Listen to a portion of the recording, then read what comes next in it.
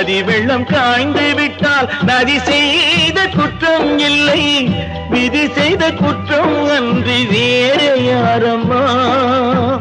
பறவைகளே பதில் சொல்லுங்கள், மனிதர்கள் மயங்கும் போது நீங்கள் பேசுங்கள்.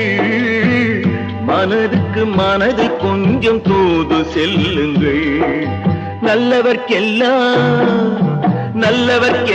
சாட்சிகள் ரெண்டு, ஒன்று மனசாட்சி, ஒன்று தெய்வத்தின் சாட்சியம்மா, தெய்வத்தின் சாட்சியம்மா.